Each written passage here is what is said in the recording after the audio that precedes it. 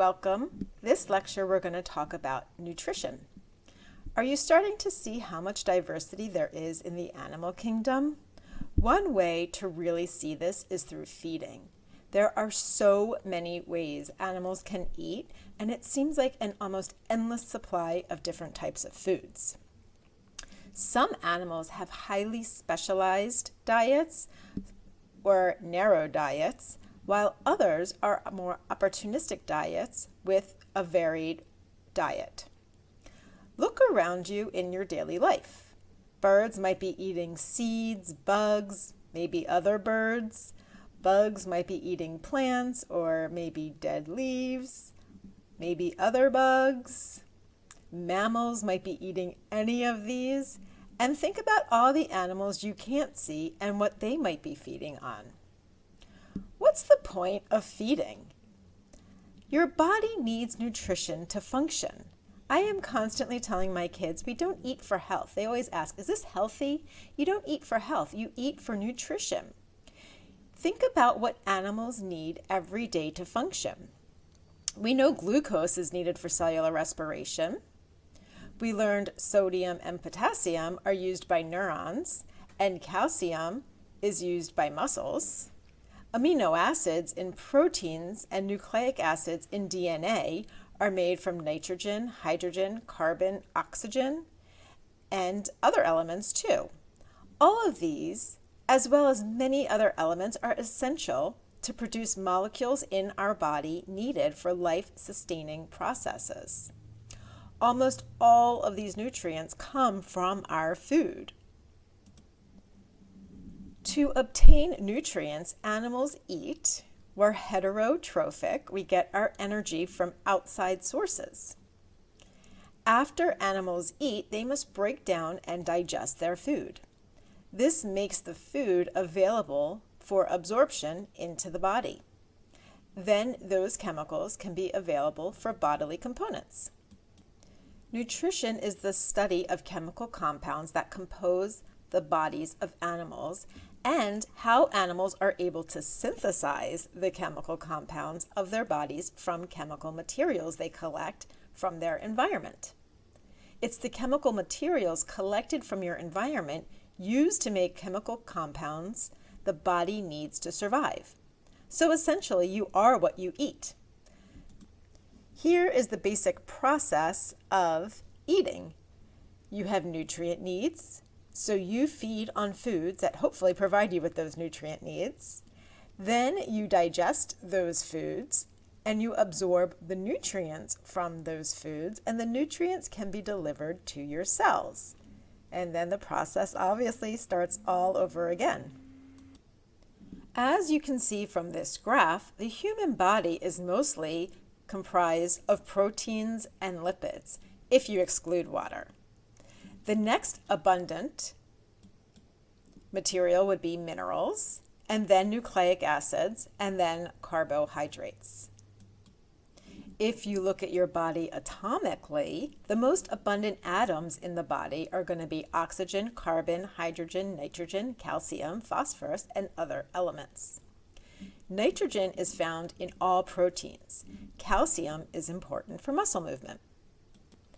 And phosphorus is found in the bones, nucleic acids, and the phospholipids of all membranes. These chemicals come from an animal's diet and must be absorbed into the body and synthesized into the necessary components. So do you see now how you are what you eat? Let's first look at proteins. The term protein comes from the Greek word foremost because of its importance. Half of all organic matter in mammals is protein. Also, think about all the roles that proteins carry out in the body. First, muscle mass is mostly proteins. They are responsible for locomotion, one of the most characteristic features of an animal. Remember, they also create the necessary heat for animals.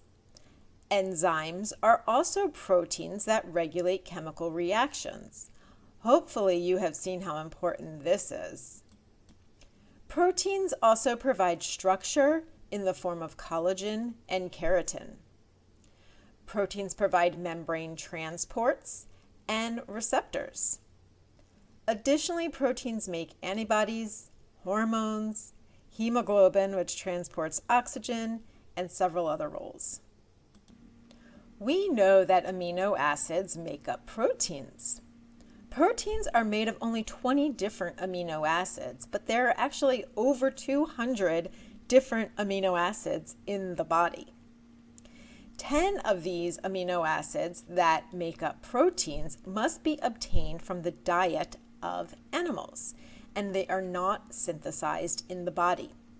These are called essential amino acids because it is essential to acquire them from an outside source, namely food.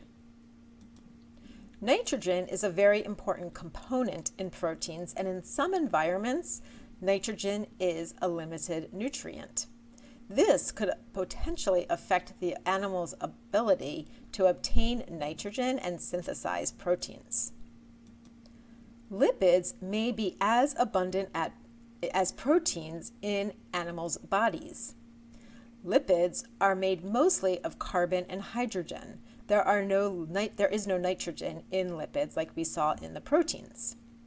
Remember that all membranes are made of lipids. Lipids are made of fatty acids built on a carbon chain and can be saturated or unsaturated depending if there are double bonds between the carbon backbone.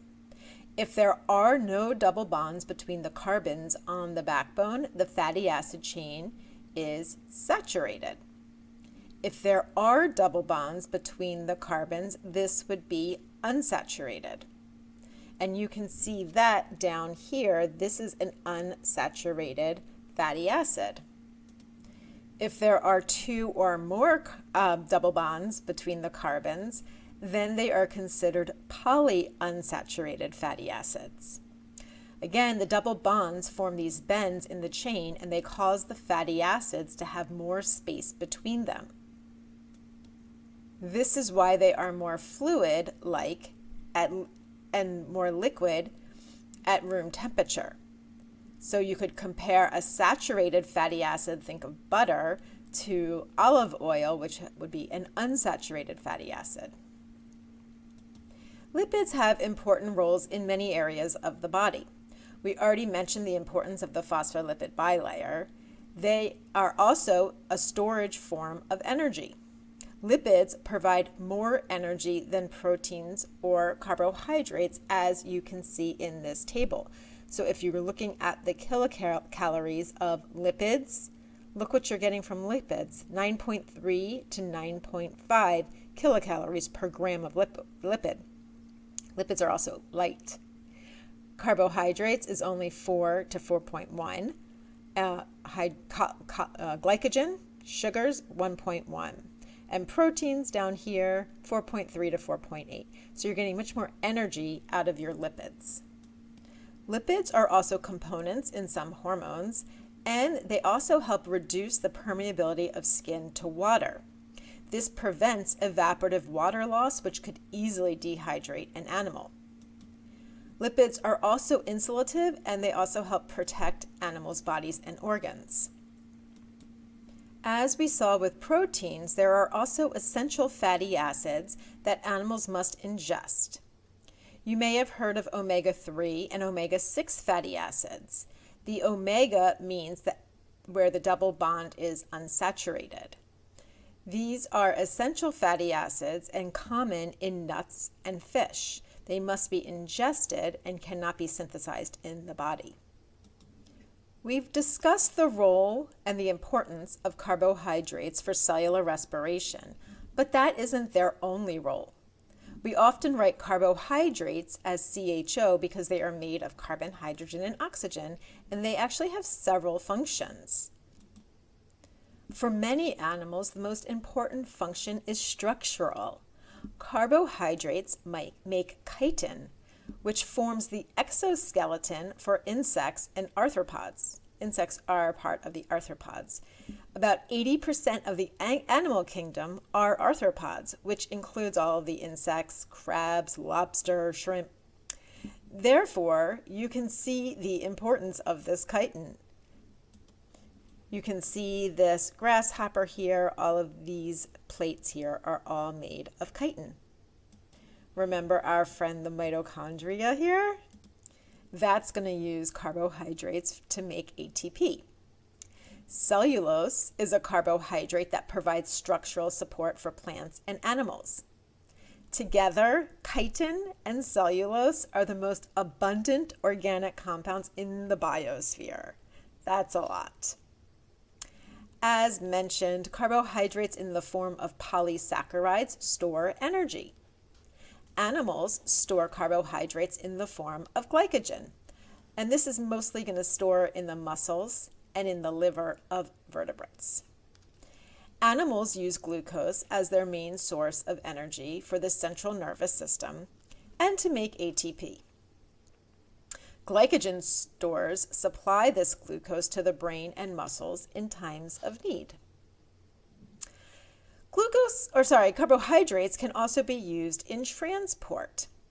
Blood sugar is primarily glucose, and this is free floating in your blood. Also, lactose, and anytime the word ends in ose, it's a sugar. Lactose, glucose, sucrose. So lactose is a milk sugar, and this is transported from a mother to its offspring in mammals to provide nutrition before the young can eat. Animals can actually synthesize carbohydrates and can use components derived from proteins and lipids in this synthesis. Therefore, there are no essential carbohydrates. Finally, let's look at the role of vitamins and minerals. Vitamins are essential compounds required in small amounts. These compounds serve many roles as seen in this slide here and are required for many metabolic processes. Minerals are also important components of proteins. Iron, copper, molybdenum, zinc, magnesium, vanadium, selenium, cobalt are just a few of the minerals incorporated into different proteins. You can see here some of the different B vitamins. B1 is required for oxidative decarboxylation. Other reactions, B6 is required for amino acid metabolism. Some of these are used for cellular respiration, the synthesis of CoA, nucleic acid synthesis. So vitamins are really important to make sure your body can synthesize the different compounds that they need. And remember that these are essential. You need to get them from your diet. Just for fun, let's look at a person as if they were a chemical formula. Hydrogen here, 375 million. Oxygen, 132 million. Carbon, nitrogen, calcium. I was showing this to a friend and they said, what's the one cobalt? So obviously this is all changing and a balance as people eat and as they metabolize, but it's just for fun.